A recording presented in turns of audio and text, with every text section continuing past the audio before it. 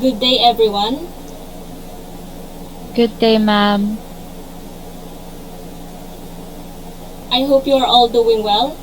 Before we proceed to the discussion, is my audio clear? Yes po. Okay, thank you. Now, let's proceed to our discussion, which is about the past progressive tense.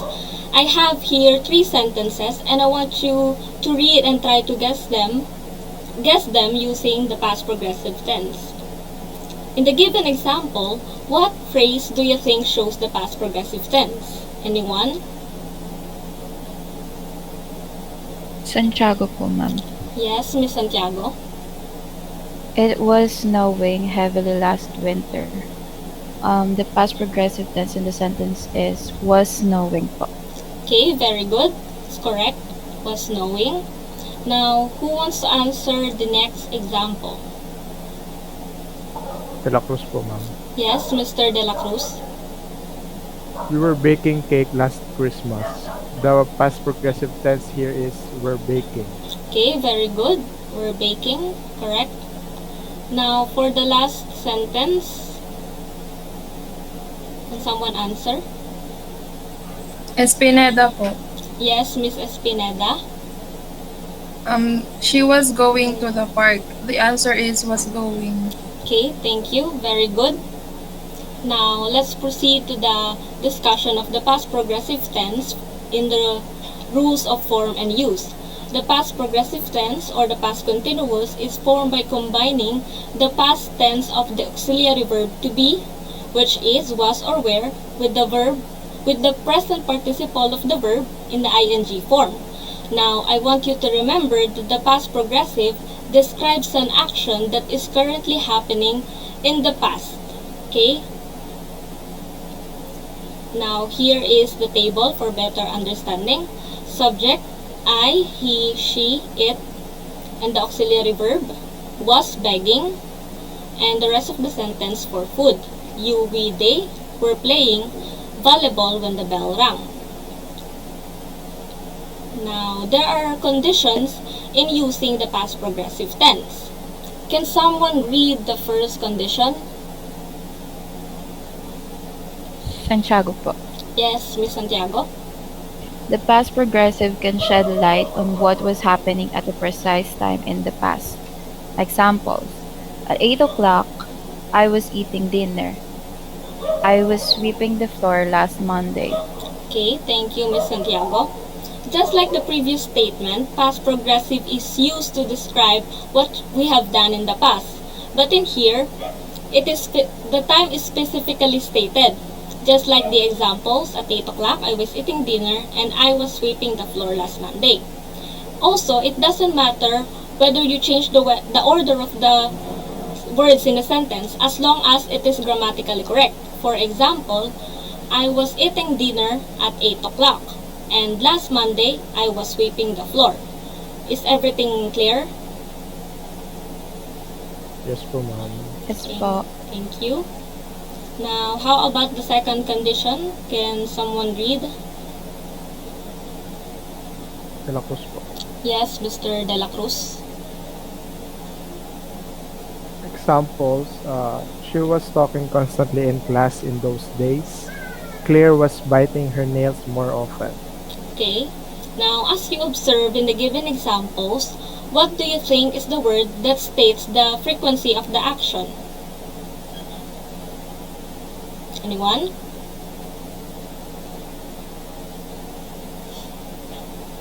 De La Cruz po.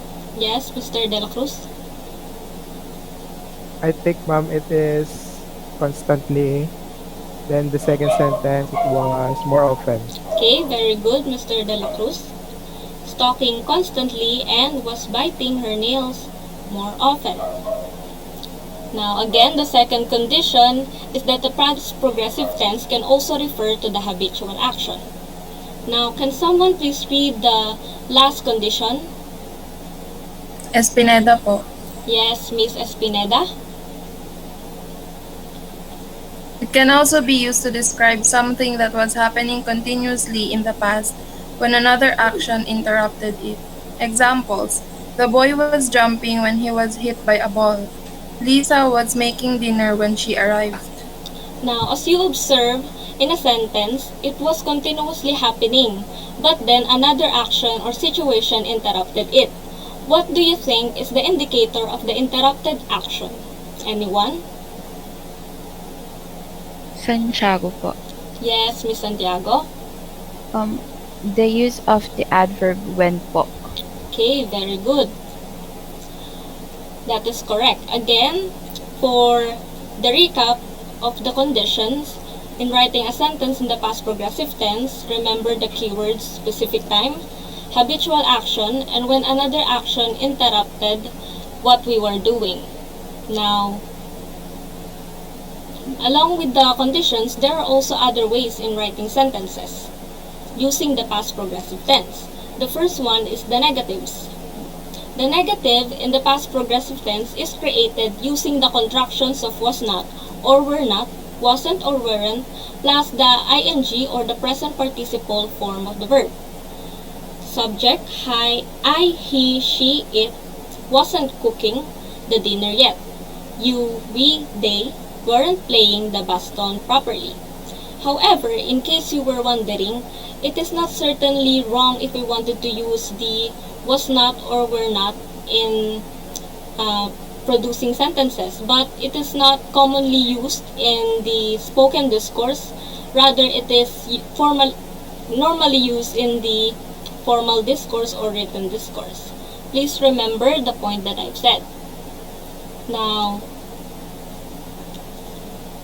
the next one is the yes or no questions in the past progressive tense. Can someone read what is being presented? Santiago po. Yes, Miss Santiago? To ask a question that will be answered with either a yes or no, start with was or were, wasn't or weren't for a negative question. Then choose your subject, the person or thing doing the action, followed by the ing, present participle, form of the verb, and then the rest of your question. Okay, thank you. Okay. Thank you.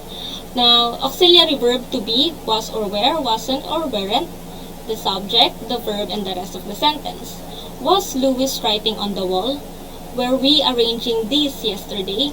Wasn't Jenny performing on the stage? Weren't they trying to fix the light last evening?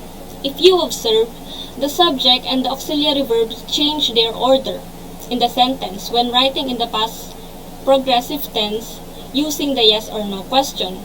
And also, don't forget to include the question mark as you were asking for a feedback to the one you were talking to. Now, for the WH questions are another way of writing in the past progressive tense. We should start with the WH word, then was or were, wasn't or weren't for a negative question, then the subject, a person or thing that does the action, followed by the ing or the present participle form of the verb, and only then add the rest of the sentence. Please refer to the table below. Now, can someone read what was the examples on the table? De La Cruz po, ma'am. Yes, Mr. De La Cruz. Who was I talking to? When were you coming home? Why wasn't she answering the phone? Okay, thank you very much. Now, finally, tag questions. Tag questions are formed by using a positive sentence in the past progressive and adding wasn't or weren't and a pronoun. I, you, we, they, he, she, it, and the question mark. Now, can someone read the examples provided? Espineda po. Yes, Miss Espineda. Examples. Mr. Mercado was asking you about your homework, wasn't he? They were fighting because of the game, weren't they? I was forgetting something, wasn't I? Okay, thank you very much. Now, here, as you observe, it used the positive past progressive tense of the sentence, and then the tag question is negative.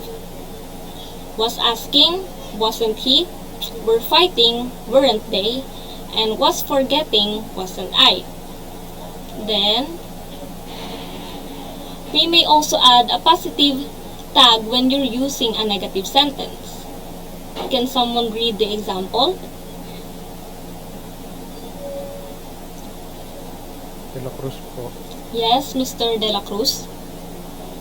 Annie wasn't feeling well, was she? The trees weren't growing properly, were they? Okay, thank you. Now, in here, the sentence is negative and the tag question becomes positive. Now, always remember that when the sentence is positive, the tag is negative. And when the sentence is negative, the tag is positive. Wasn't feeling, was she? Weren't growing, were they? Now, for me to assess if you truly understand our discussion, I will call someone from the class to determine the past progressive tense used in the sentence. Now, Miss Espineda, can you read the first sentence? Yes, ma'am. The rain was beginning to fall heavily. The past progressive tense was beginning. Okay, thank you. That's correct. Mr. De La Cruz, can you answer the second sentence? Weren't you sewing that dress yesterday? The past progressive tense here is weren't you sewing? Okay, thank you. Very good. Miss Santiago, can you answer the next sentence? How was your meeting last week? The past progressive tense in the sentence is how was your meeting? Okay, thank you. Very good. Now, Mr. De La Cruz, can you answer the fourth item? Angelo was using laptop yesterday. Wasn't he? The past progressive tense here is was using. Okay, And wasn't he? okay, very good. Now, for the last item, Miss Espineda. Zarina wasn't drinking her medicine, was she? The past progressive tense here is wasn't drinking and was she. Okay, very good. Now I know that you really understand the discussion. Now, I want you to answer the following activities. I will give you 10 minutes to answer, and then later on, I will call someone and kindly share your answer in class. Now, you may begin. For the exercise 1, write one sentence for each of the following conditions in the past progressive tense. The conditions were the following: positives, negatives, yes or no questions, WH questions, and the tag questions. You may begin answering.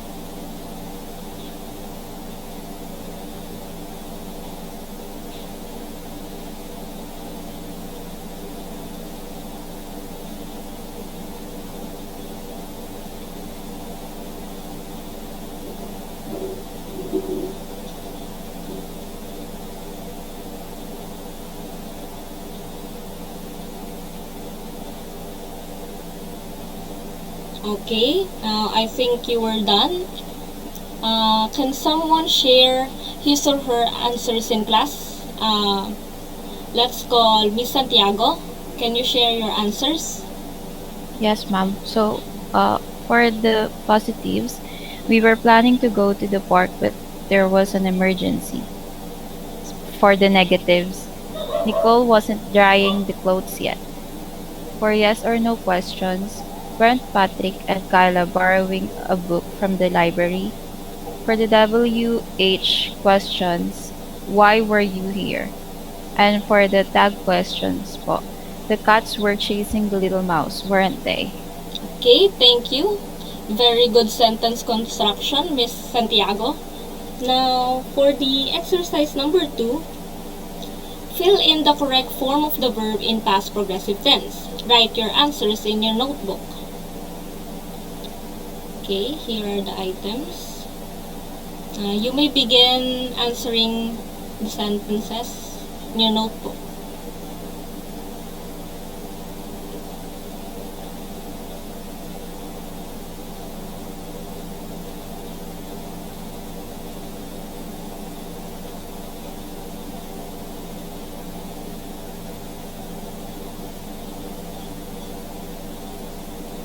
Okay, it seems to me that you are already done. Now, for the first item, can Miss Espineda answer the first sentence? Number 1. Ken was eating junk foods again, wasn't he? Okay, very good, correct. For the second item, Mr. De La Cruz. She was sweeping the floor while listening to music. Okay, very good. Now, for the third sentence, Miss Santiago. Tracy and Cheska were preparing for their performance, weren't they? Okay, very good. Miss Espineda, can you answer the fourth sentence? We weren't talking about the project yet.